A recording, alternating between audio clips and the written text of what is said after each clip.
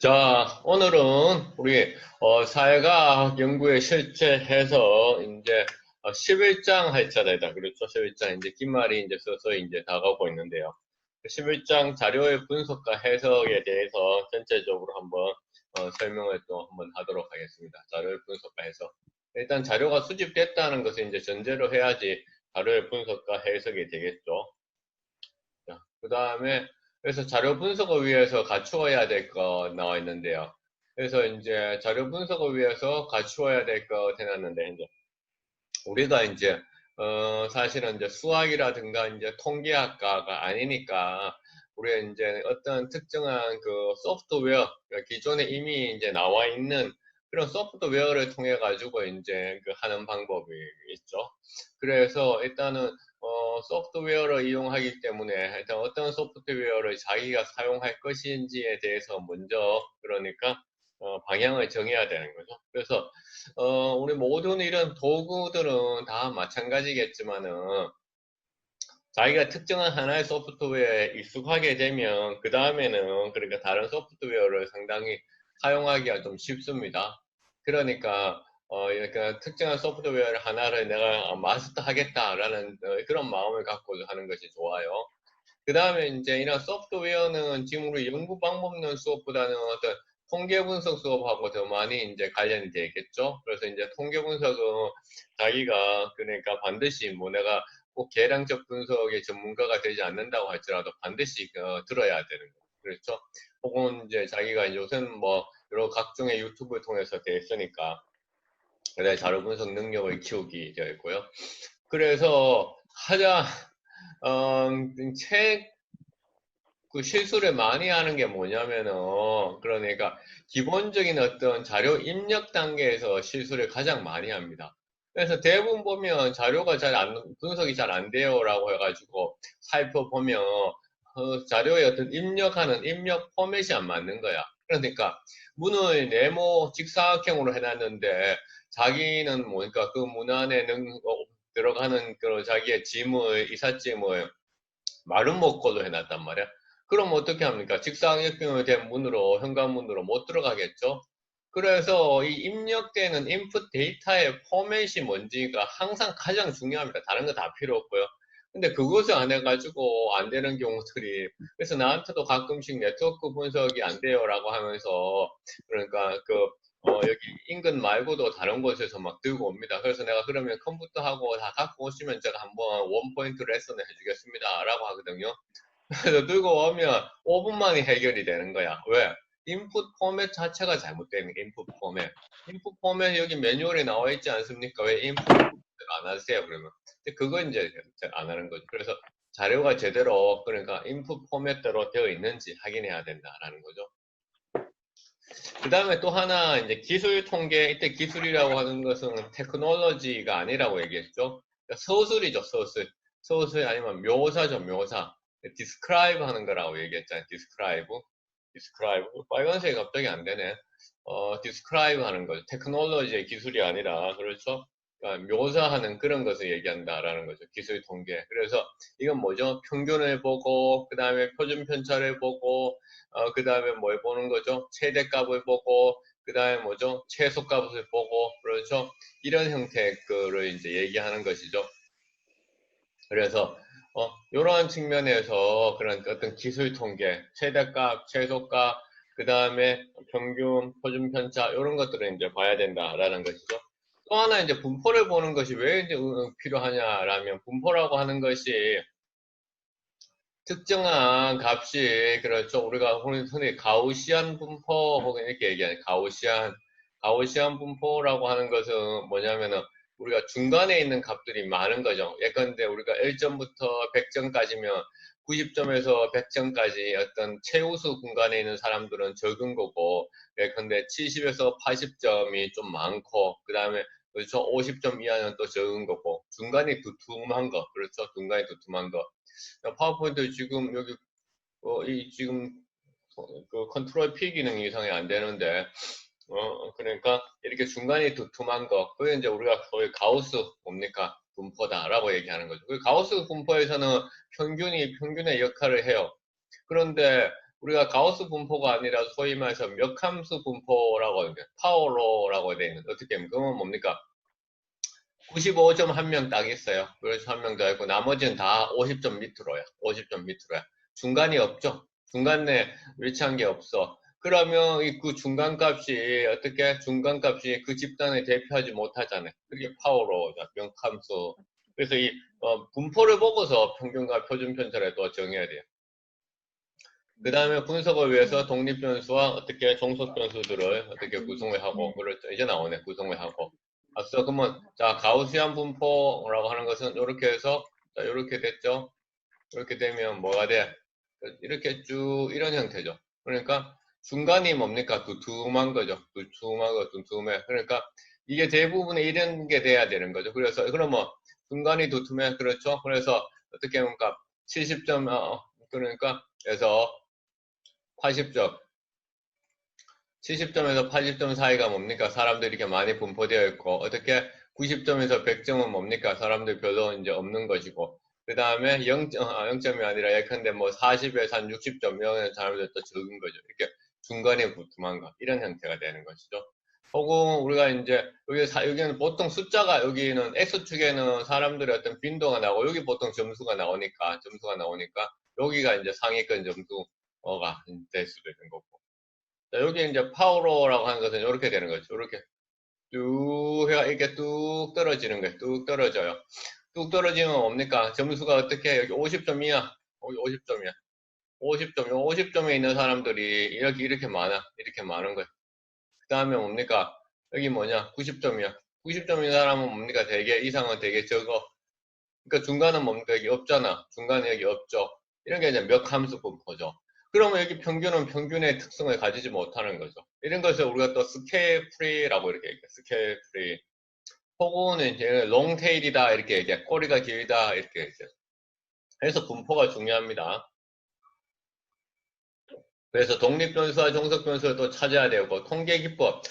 그래서 이 검설에서 통계기법을 결정하는 이게 또 중요하죠. 그래서 나는 이제 학생들한테 통계학을 들었는 수업 선생님한테 물어보거나 아니면 우리 학교에 통계연구소라고 있어요. 통계연구소가 있으니까 통계연구소에 가면 상담 시간에 가면 그 상담을 해줘요. 그래서 통계연구소 가면. 네, 통계 분석을 시행하고 분석 결과를 해석하고 이런 거는 뭡니까? 기존의 학술지의 논문을 보고서 이제 따라하면 돼요. 그 기계적으로 거기다 집어넣는 것이죠. 자, 이제 여러분들이 예전에 그러니까 중간고사 이전에 배웠던 그 얘기가 나온 거예요. 그래서 명목 변수 나오고 있죠. 명목 변수라는 건 뭐죠? 우리가 남자, 여자 이렇게 분류하는 거죠. 명목적으로. 다시 말해가지고 어떻게 분류를 하는 데 있어가지고 특별한 차이를 보는 것이 아니라 오로지 유형의 그렇죠. 종류만 보는 게 명목. 야, 이 새끼 겁나 웃긴 새끼네. 네? 남자, 여자 이런 식으로 그렇죠. 명목 변수. 그 다음에 서열은 뭡니까? 위계가 있는 거죠. 1등, 2등, 3등, 4등. 등간은 뭐였죠? 1등, 2등, 3등처럼 그러니까 위계가 있을 수도 있고 없을 수도 있지만은 등간은 그 정도가 뭡니까? 똑같은 거죠. 똑같은 거죠. 여하튼 그 1등, 2등하고 2등, 3등은 우리가 등수로 한다면 어떻습니까? 같은 한 개 등만큼 차이가 나는 것이잖아요. 그렇죠? 그래서 요 자기의 그러니까 측정해낸 변수가 무엇인지가 중요한 거예요. 여기도 보면 명목되어 있고 서열되어 있고 등간 나 있잖아요. 그래서 여기 보면 명목이 뭡니까? 변수가 한 개고 명목 측정 변수가 또 여기 또 한 개야. 그러면 교차 분석 카이 검증.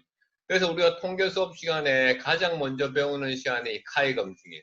그래서 카이 검증, 카이 스퀘어 검증은 그래서 우리가 기대 빈도하고 그 다음에 실제 빈도 간의 차이를 본다. 이렇게 얘기합니다.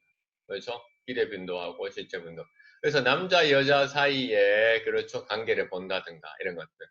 여기 봐. 근데 여기는 똑같이 뭡니까? 여기 명목 측정이야. 독립변수에는. 그런데 T 검증 그래서 그러니까 독립변수의 범주가 2개 이상이다. 이렇게 되어 있죠. 자, 그래서 지금 우리가 근데 이런 경우들이 많아요. 우리가 여러분들이 이제 소프트웨어를 돌리니까 그냥 회귀 분석을 돌렸더니 회귀 분석이 돌아갑니다. 라고 나오죠. 그냥 돌아가는 건 당연히 돌아갈 수 있어요. 작동은 할 수 있으나 여러분들이 그것을 해석하는 데 있어서 여기 각 분석에 맞는 변수의 유형이 그러니까 적합하지 않으면 엄청나게 주의해야 되고 그것 때문에 이제 논문에서 탈락을 할 수도 있어요. 그래서 내 변수에 맞는 그러한 그러니까 통계 기법을 썼는지를 항상 요포를 염두에 두고서 이제 하면 되는 거죠. 그래서 통계 시간에 이렇게 배워요. 카이스퀘어 배우고 T 검증 배우고 이론 분석 그렇죠. 아노바 그다음에 다운 분석 마노바 배워요. 나노바 배우고요. 그 다음에 어디로 넘어가냐면 보통 이제 회귀 분석을 넘어가요. 회귀 분석 가면 여기 로그 리니어 로짓 회귀 같이 배웁니다. 그렇죠. 그 다음에 다중회귀 가는 거예요. 마지막에 가면 이제 구조방정식 모형이라고 요거에서 마지막에 가서 이제 배우는 거예요.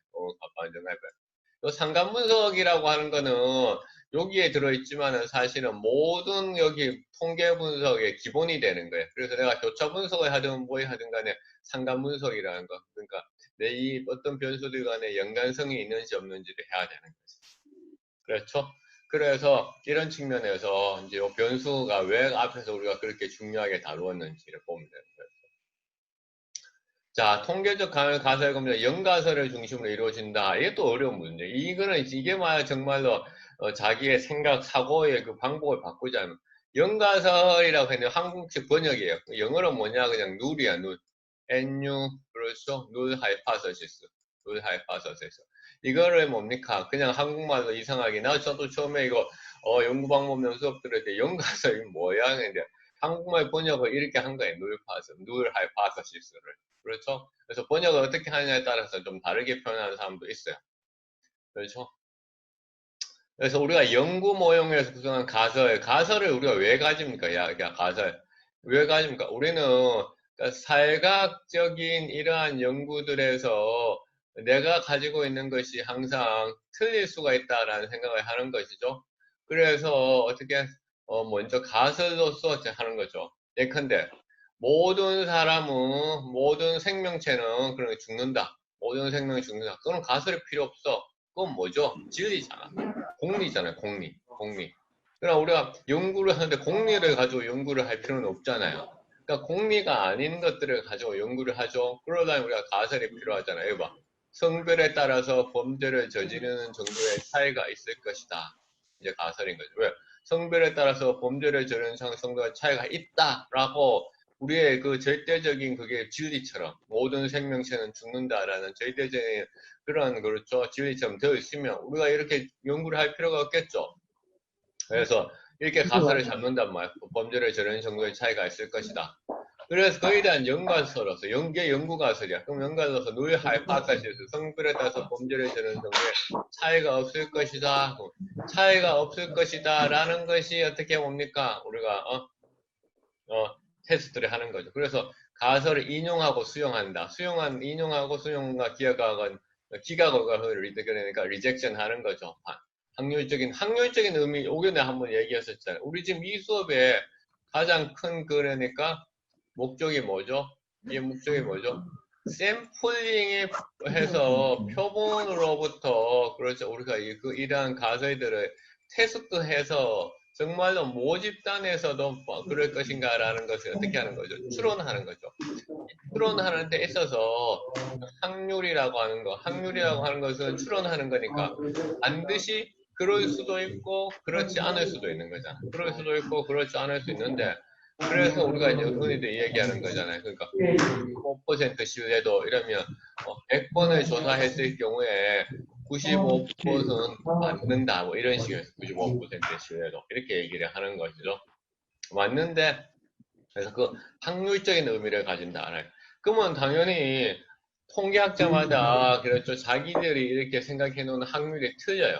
오케이? 틀려. 그래서 그것에 따라서 이제 최근에는 그러니까 자기가 어떤 분포를 하는지, 앞서 얘기한 가우시안 분포적인 확률을 하느냐, 포화송을 하느냐, 뭐 베르누이를 하느냐에 따라 또 틀려요. 수학자마다 확률의 그렇죠. 이런 원칙들에 대해서 다르게 정의해 놓은 사람도 있어요. 오케이? 그러나 이제 보편적으로 많이 쓰는 이제 확률은 이제 우리가 가우시안 분포를 보통은 이제 가우시안 확률을 가정에 두고 하고 있죠.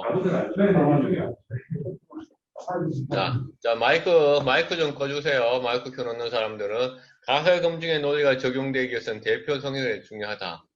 일반화에서 대표성이 당연히 앞서 그래서 샘플링이 어떻게 합니까? 필요하고 거기서 모집 단어 이렇게 하는 거죠.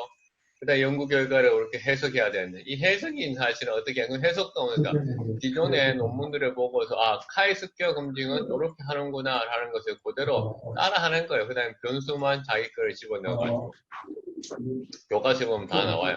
공개 교과서 해석에 들어갈 내용이 어떤 것인지.